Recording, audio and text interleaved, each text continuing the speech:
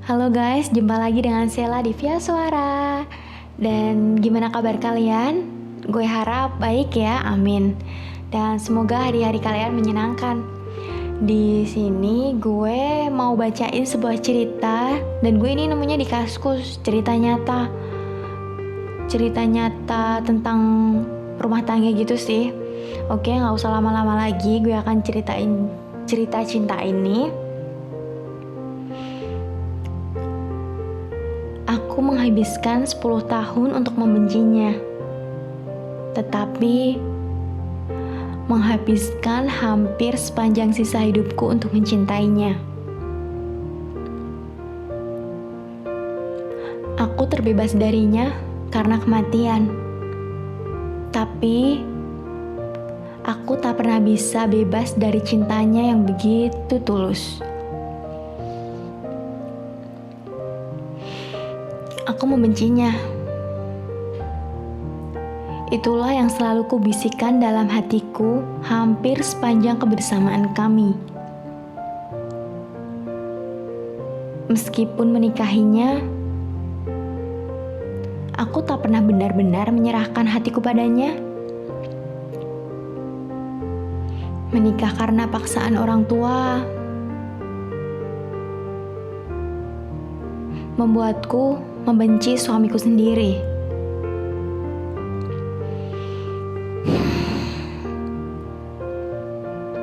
Walaupun menikah terpaksa, aku tak pernah menunjukkan sikap benciku.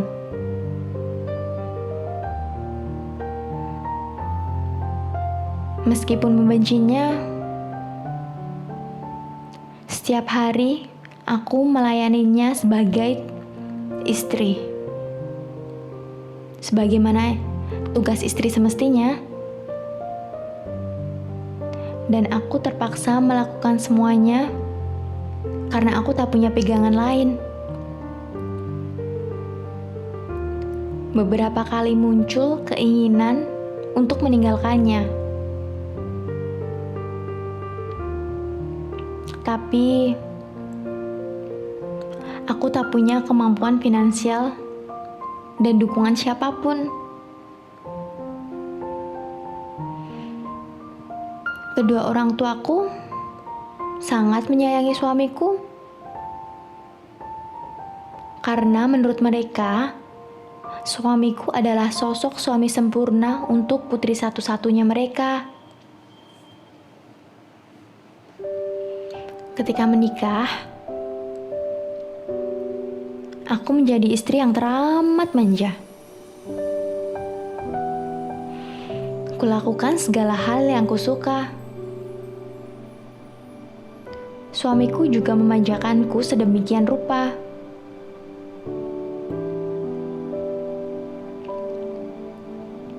Aku tak pernah benar-benar menjalani tugasku sebagai seorang istri. Aku selalu bergantung padanya. Karena aku menganggap hal itu sudah seharusnya setelah apa yang ia lakukan padaku.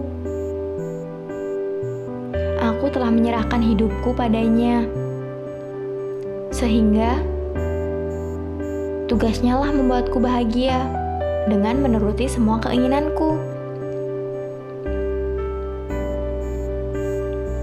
Di rumah kami, akulah ratunya.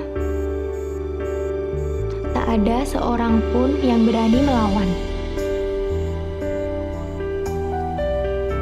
Jika ada sedikit saja masalah, aku selalu menyalahkan suamiku.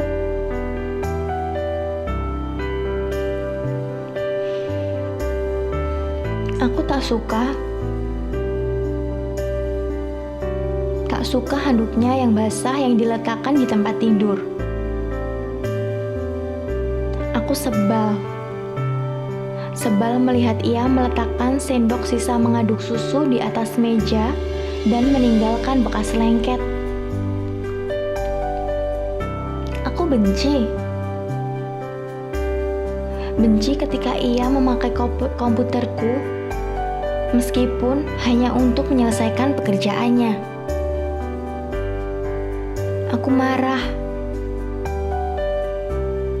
Aku marah kalau ia menggantung bajunya di kop stok bajuku. Aku juga marah kalau ia memakai pasta gigi tanpa memencetnya dengan rapi. Dan aku marah kalau ia menghubungiku hingga berkali-kali ketika aku sedang bersenang-senang dengan teman-temanku.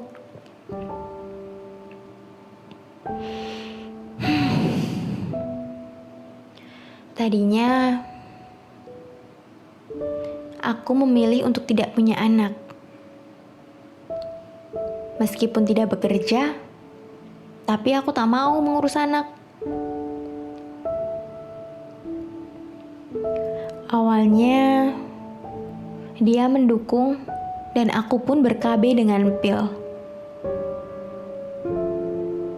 Tapi rupanya ia menyembunyikan keinginannya begitu dalam sampai suatu hari aku lupa minum pil KB. Dan meskipun ia tahu, ia membiarkannya. Dan aku pun hamil. Baru menyadarinya setelah lebih dari 4 bulan. Dokter pun menolak menggugurkannya. Itulah kemarahanku terbesar padanya. Kemarahan semakin bertambah ketika aku mengandung sepasang anak kembar dan harus mengalami kelahiran yang sulit sekali. Aku memaksanya melakukan tindakan vasektomi agar aku tidak hamil lagi. Dengan patuh, ia melakukan semua keinginanku. Karena aku mengancam akan meninggalkannya bersama kedua anak kami. Waktu berlalu, hingga anak-anak tak terasa berulang tahun yang ke-8. Seperti pagi-pagi sebelumnya, aku bangun paling akhir. Suami dan anak-anak sudah menungguku di meja makan. Seperti biasa, dialah yang menyediakan sarapan pagi dan mengantar anak-anak ke sekolah. Hari itu, ia mengingatkan kalau hari itu adalah peringatan ulang tahun ibuku. Aku hanya menjawab dengan anggukan tanpa mempedulikan kata-katanya yang mengingatkan peristiwa tahun sebelumnya. Saat itu, aku memilih ke mall dan tidak hadir di acara ibu. Ya, karena merasa terjebak dengan pertemanan. Aku juga membenci kedua orang tuaku. Sebelum ke kantor, biasanya suamiku mencium pipiku dan diikuti anak-anak. Tetapi hari ini, ia juga memelukku, sehingga anak-anak menggoda ayahnya dengan ribut. Aku berusaha mengelak dan melepas pelukannya. Meskipun akhirnya ikut tersenyum bersama anak-anak. Ia kembali mencium hingga beberapa kali di depan pintu. Seakan-akan berat untuk pergi. Ketika mereka pergi, aku pun memutuskan untuk ke salon. Menghabiskan waktu ke salon adalah hobiku. Dan aku tiba di salon langgananku. Beberapa jam kemudian, di salon aku bertemu salah satu temanku, sekaligus orang yang tidak aku sukai. Kami mengobrol dengan asyik, termasuk saling memamerkan kegiatan kami. Tiba waktunya aku harus membayar tagihan salon. Namun, betapa terkejutnya aku ketika menyadari bahwa dompetku tertinggal di rumah. Meskipun merogoh tasku hingga bagian terdalam, aku tak menemukan di dalam tas. Sambil berusaha mengingat-ingat apa yang terjadi hingga dompetku tak bisa kutemukan. Aku menelepon suamiku dan bertanya. Dan suamiku menjawab, "Maaf sayang, kemarin Farhan minta uang jajan dan aku lupa untuk mengambil dan mengembalikan dompetmu. Aku lupa menaruhnya kembali ke tasmu. Kalau tidak salah, aku letakkan di atas meja kerjaku," katanya menjelaskan dengan lembut. Dengan marah, aku mengomelinya dengan kasar. Kututup telepon tanpa menunggunya selesai bicara. Tak lama kemudian, handphoneku kembali berbunyi. Dan meski masih kesal, aku pun mengangkatnya dengan setengah membentak. "Apalagi?" Suamiku menjawab, "Sayang, aku pulang sekarang. Aku akan ambil dompet dan mengantarnya padamu. Sayang sekarang ada di mana?" Tanya suamiku cepat, khawatir aku menutup telepon kembali. Aku menyebut nama salonku dan tanpa menunggu jawabannya lagi, aku kembali menotop telepon. Aku berbicara dengan kasir dan mengatakan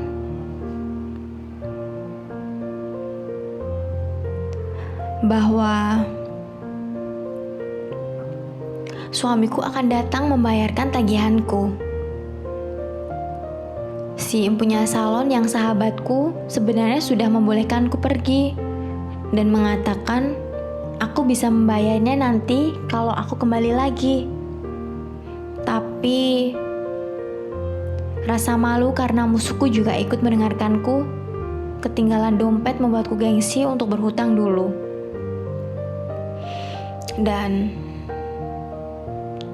hujan turun ketika aku melihat keluar dan berharap mobil suamiku segera sampai.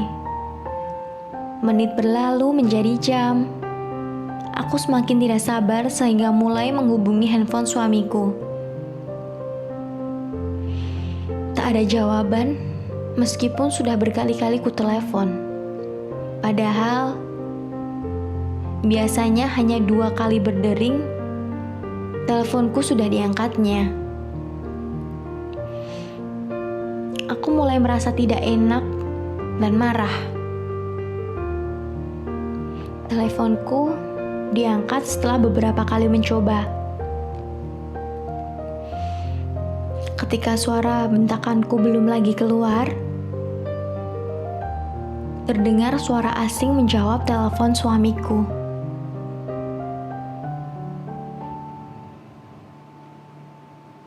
Aku terdiam beberapa saat sebelum suara laki asing itu memperkenalkan diri. "Selamat siang ibu, apakah ibu istri dari Bapak Armandi?" Ku jawab pertanyaan itu segera. Lelaki asing itu ternyata seorang polisi. Ia memberitahu bahwa suamiku mengalami kecelakaan. Dan saat ini dia sedang dibawa ke rumah sakit kepolisian. Saat itu, aku hanya terdiam dan hanya menjawab terima kasih. Ketika telepon ditutup, aku berjongkok dan bingung. Tanganku menggenggam erat handphone yang kupegang, dan beberapa pegawai salon mendekatiku dan bertanya ada apa hingga wajahku menjadi pucat seperti kertas.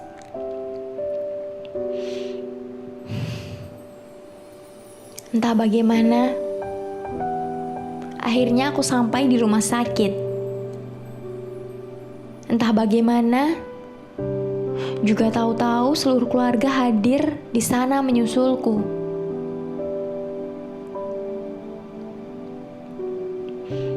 Aku yang hanya diam 1000 bahasa menunggu suamiku di depan ruang gawat darurat. Aku tak tahu harus melakukan apa.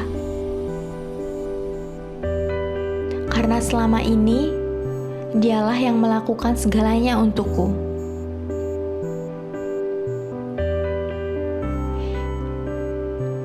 Ketika akhirnya setelah menunggu beberapa jam, tepat ketika kumandang azan maghrib terdengar, seorang dokter keluar dan menyampaikan berita itu.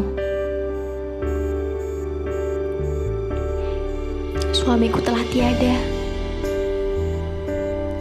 Ia pergi bukan karena kecelakaan itu sendiri. Serangan stroke lah yang menyebabkan kematiannya.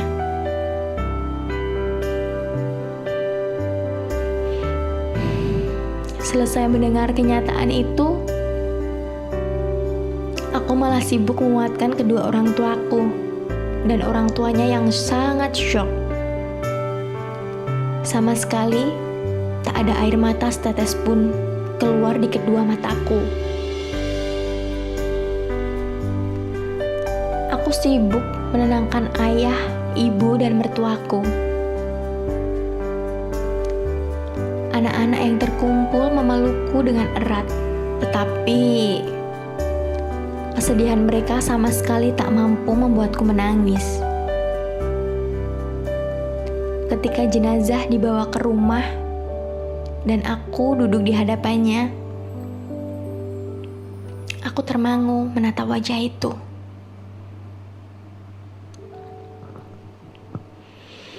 Kusadari baru kali inilah aku benar-benar menatap wajahnya yang tampak tertidur pulas.